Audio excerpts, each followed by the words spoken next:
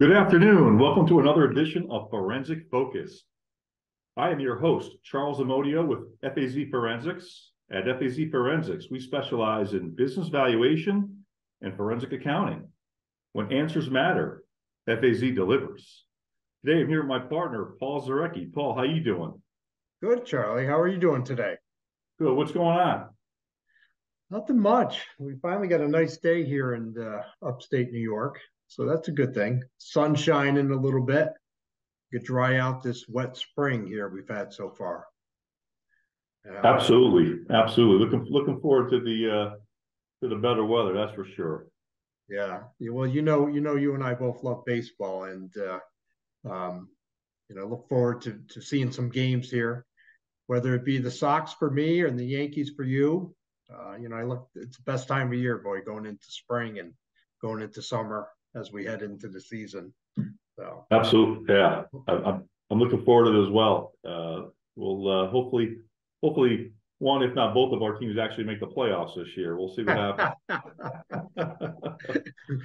I'm going to bet on you guys this year. Yeah, I don't know. I don't know. Our pitching's a little decimated, so we'll have to see. Yeah. Well, we never know what team's showing up each day. Each day to the stadium, it's a different team. If we got to stay away from the injuries, that's a big thing. Any team, right? Unbelievable. It's unbelievable, right? How much it impacts the your season. I know. Well, looking forward to the summer. Yes. It hasn't been that too bad of a winter, but summer season, especially here in Saratoga Springs, it can't get any better than that. Yeah, I agree. So, Paul, what's tell me what types of cases that you work on? Well, Charlie, as we know, FAZ Forensics focuses on forensics, valuation, and litigation work. And I sort of, my niche in this area is the forensic matters. I get involved in whether it be, shareholder disputes, whether it be embezzlement, whether it be matrimonial matters. I get involved in a lot of cases where, it's sort of like, what do we have to find? Find the money, find the answers for me. Tell me what this person took from this business. Tell me what this spouse took from this marriage. So that's really where I focus a lot of my synergies in this business that we have at this point, is focusing on the forensic aspect. And the interesting thing about the cases that I do work on is everyone is different in its own way. We get contacted by an attorney, as you're fully aware of, and the attorney says to us, "Hey, we have a situation here that has I have a client that has a matter that we need to investigate to basically determine a particular amount of money that may have been taken." So each case is different. It's similar in a certain way, but most cases have their own spin to it, and that's what makes forensic accounting so interesting. You're generally engaged by law firms and attorneys. Yes. For the most part, we are engaged by law firms. Typically, they're from references or referral sources that we have had for years and years. People that we have developed relationships over the years. I mean, you, Steve, myself, and Charlie, and Dave have been doing this for many, many years, and we've built a lot of great relationships out there in the business, in the lawyer network. And the great thing is that they keep coming back to us. We obviously do very good work for them, and as a result, they return to us and ask us to do more work. So most of our work comes from the attorneys, but to be honest, we get work from just private clients. People will call us up and say, "Hey, can you do me a favor?" In that situation, a lot of times, we actually have to push them to an attorney to find somebody. Hey, in this situation, you're going to have to find somebody that maybe can represent you. But we could do a lot of work, as you mentioned. We do a lot of work for insurance companies. We do a lot of work for municipalities. I do a lot of work for school districts. So I really touch on a lot of different types of industries in the area here. You have any interesting cases you've been working on? Well, there's always interesting ones. It's what can I say about things? we have a couple cases going on. We have a couple cases of embezzlement going on, which are always interesting.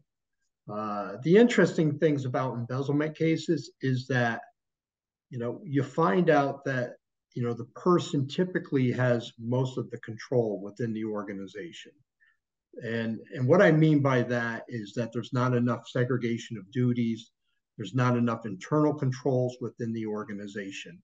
And as a result, one person, maybe it could be a couple people if it's collusion that's going on, but one or two people are the ones that have all the control in a business. And as a result, they are the ones that are able to, basically embezzle from the business.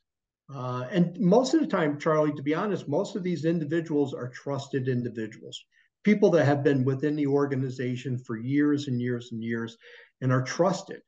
Well, they feel that they're trusted. They know that they're not really being watched. And as a result, they feel like there's an opportunity, especially if there's a need on their end or greed, to embezzle from the organization. They just don't think that anybody would follow up, that no one will ever think it's me. And that's what happens. So it's interesting, a lot of the cases that we get involved in, it is that trusted individual. But the interesting thing is with fraud cases typically start out small. And in most situations, they sort of, like, if I may say, test the waters. Let me see what's going to happen if I do this. If I take this, let's see. They'll wait a period of time to see if there's anything that comes up, that anything is being found. Once they feel like they have somewhat of a comfort level, that nobody is finding anything, nobody's checking in on them, nobody's following up on them, that's when frauds start to get bigger. So they start out small and they get big. And that's all because they test the waters, they get a little bit of comfort, and then they start going to maybe even, they take a little bit more money each time afterwards. Get a little greedier. A little greedier, yeah. But frauds are, if you think about it, the key thing with frauds is if the longer the duration of the fraud, the more the fraud's going to be. That's just common sense. Sure. So that's why when I talk to people, one of the things I do is I talk about internal controls and I preach about it. And I go into organizations and I help them with I do assessments on their internal controls. That's another thing I do. But the one thing that, people need to realize is that you need to get controls in place that'll not necessarily stop the fraud, because fraud will occur. It's basically to minimize the fraud, to catch it in a short period of time. As I stated earlier, the longer a fraud goes on, the larger the dollar amount's going to be. So by putting controls in place that will catch it, whether it's in a few weeks, a month, with somebody reviewing things, that'll stop it. But you have to have something in there that's going to mitigate it. You seem pretty passionate about fraud and embezzlement cases. Are those your favorite types of cases to work on? Yeah, I do like those cases. I feel like I'm helping the client, recover what is rightfully theirs. And it's always better when there's restitution involved, when you recover a lot of the money. Unfortunately, there are many situations where the money is used for, because they need the money, because I wouldn't say they need the money, but maybe they gamble a lot, or they have, addiction problems, or they have, or they just spend the money. Maybe there's assets out there, maybe there's boats, maybe there's cars, maybe there's other houses. But it feels good to help the client, to basically help them through the process here. The interesting thing is every time we get involved in a fraud matter, they're always saying, the client always states to us, or the attorney always states to me, yeah, this is what they're doing. This is what they're doing. But by the time we're done with the engagement, it's this, that, this, and that. Now we've figured out, maybe 4 or 5 different things they're doing. So it's just scratching the surface sometimes that they know of. And so that's why a lot of times, when when you run across a situation when there's a fraud and you caught somebody, that may just be, that might just be just a little bit that you're seeing at this point in time. Hire a professional like ourselves to come in there and basically really try and determine what else there could be going on Yeah, basically they hit the tip of the iceberg, right? That's when you there. start digging a little deeper, a little deeper. So in your experience, what is, I guess, what percentage do you feel, the recovery is from a restitution standpoint? Is it like 10%? Is it 20%? Is it 30%? Is there, I know it probably varies from case to case, but what are your thoughts on that? Yeah, I've had situations where it was 100% on some significant amount of fraud. But I've had cases where it's been zero. I don't really know if Charlie, if there is a number out there, a percentage that I'm fully aware of that's out there. Aside from the restitution, I think what people need to realize is they may have insurance. They may have business insurance as well, to keep that in mind. That quite well, being working with the insurance companies as much as you do, that there's fidelity coverage, and there could be some sort of insurance policy out there that will pay up to a certain dollar amount of the fraud. And in that situation there, you can recover up to that amount, and may possibly, depends on if you have a rider or not, you may actually have the ability to cover professional fees like ourselves to do the work. And that's one thing I think when I do preach to businesses and I do talk to them, is about their business insurance, to make sure they have adequate coverage. Because these situations, all you have to do is look at the news on a daily occurrence, and you see something going on, that there was some sort of fraud or embezzlement or something to occur. It happens. Yep. It's a matter of when. Exactly. So be prepared for it. Yeah. No, I agree. So what are you reading right now? Oh gosh, what am I reading? To believe it or not, I am reading about something sort of a conspiracy thing with John F. Kennedy right now. Okay. So I've started to read a little bit about that, and I read some. To be honest, over the last year or two, I've been reading a little bit more on history of sports figures. I like to read about sports figures as well. So to me, those are interesting. I love sports. Yeah. I love and I love history of sports. To be honest, really do. Any particular players you're reading about? Well, Ted Williams is one. So I've started to read about the splendid Splinter. I think that's what they've called him. I think if I remember that correctly. That is correct. Yeah, so I like that, and there's a couple others I want to go down, but I haven't quite got there. But I like history ones that are sort of not in my memory. I like to go back and read a little bit So about. I saw a question today on X or Twitter, or whatever we want to call it. Somebody was asking, could Ted Williams hit 400 today? And my initial reaction to that is yes. You know why? Because the pitching's watered down today. Back when he was playing, there was less teams, there was better pitching, correct. Right? Yeah.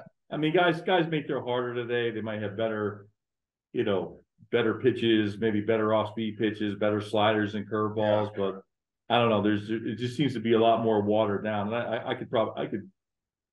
I feel like he would hit 400 today. Yeah. I would have loved to see Ted Williams play with the shift that they used to do.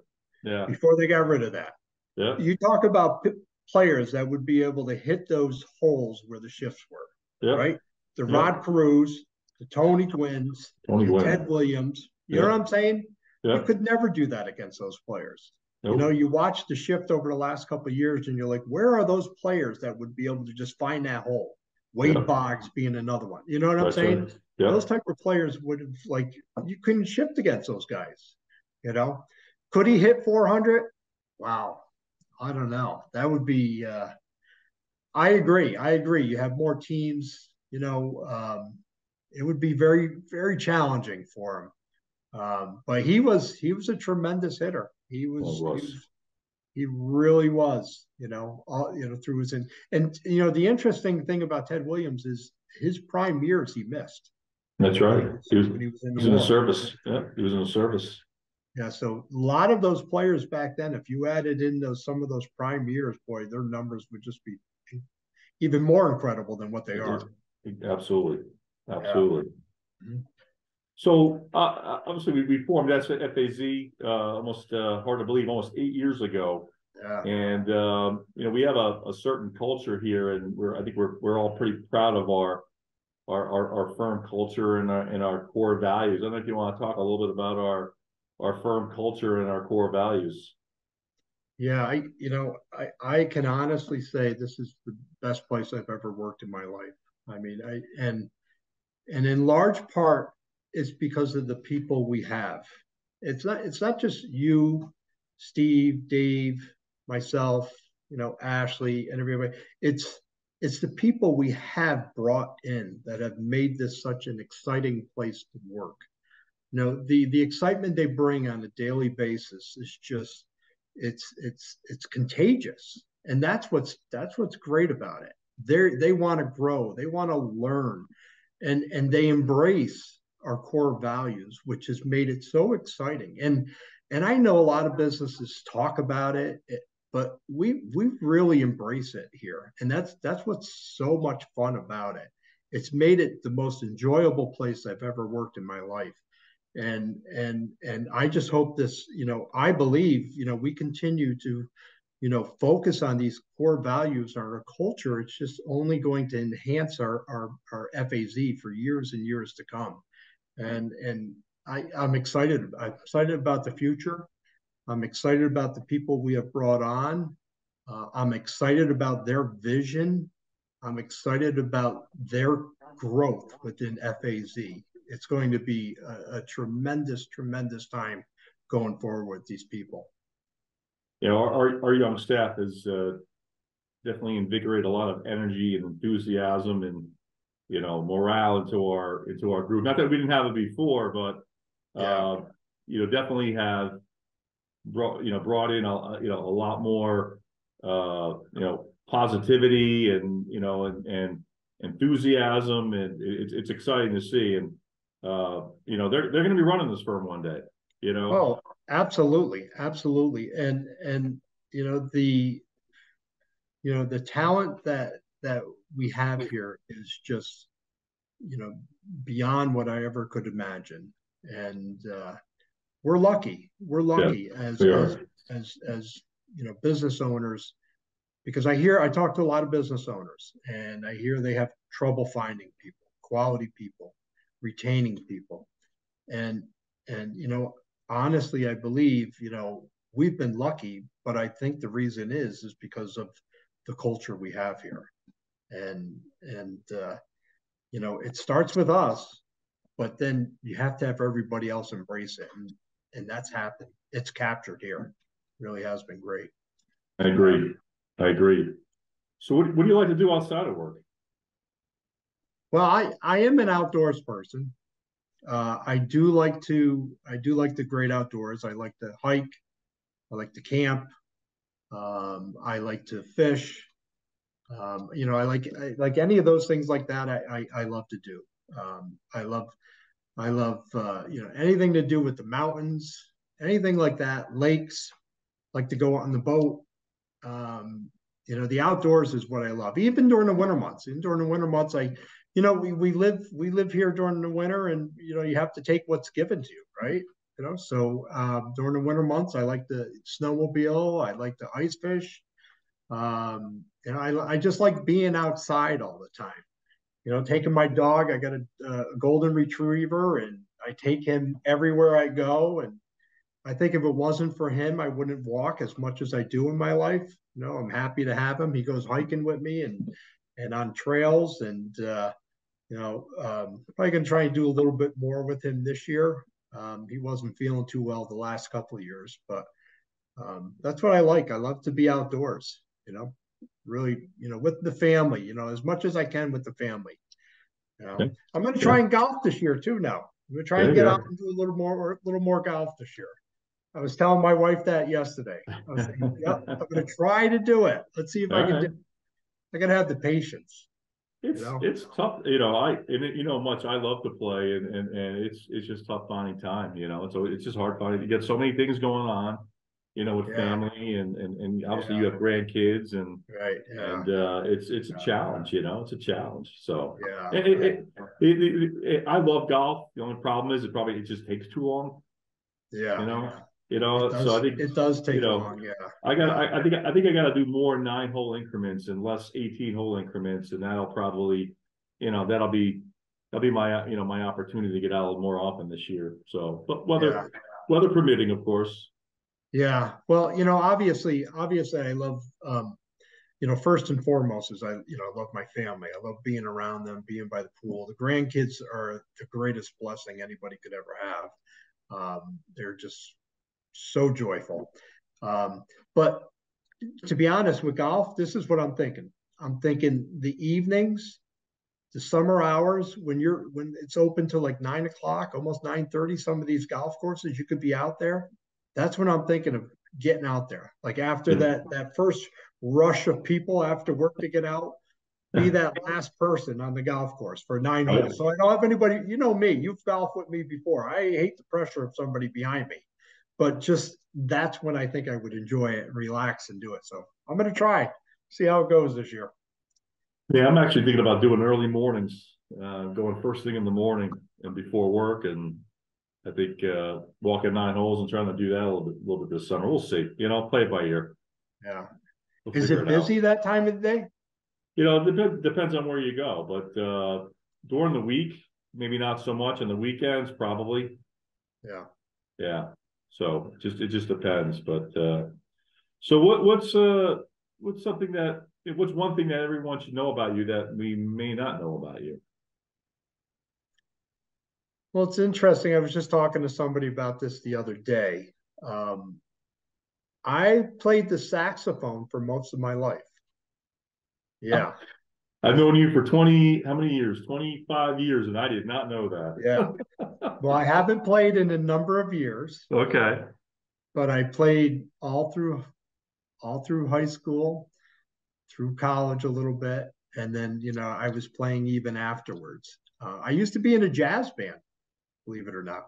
See, that makes sense because you and your wife, you and Lisa, like to go to a lot of shows and music. You guys go to Stack a lot. You go to a lot of different performances and stuff like that. I know your neighbor plays in a band, right? Yep. So yep.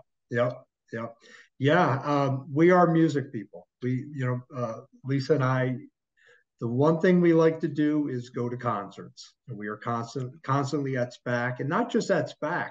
Actually, this year, I was just looking the other day. We may be going to Fenway Park to see Def Leppard, Journey, and Heart. Wow. Yeah. Old school there, huh? Old school, one concert. And I said to Lisa the other day, we have to do it. They're only playing for so long, these people, right? That's right. I mean, that's right. Most of these bands don't play anymore. We love good old rock and roll. But yeah, I am a music person. To be honest, Charlie, even at home when Lisa says, "Hey, let's do some cleaning around the house," first thing that I do is put the music on. Yep. That'll get me going.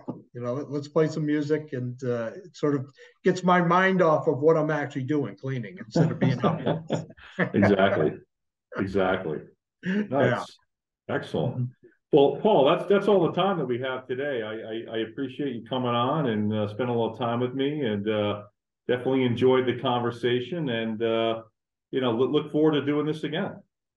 Charlie, I do too. I've been paying attention to the podcast over the last few that you've been doing. I think you're doing a great job. Thanks for having me on. All right, Paul. I'll talk to you later. All right. Thanks, Charlie. Thanks. Take care.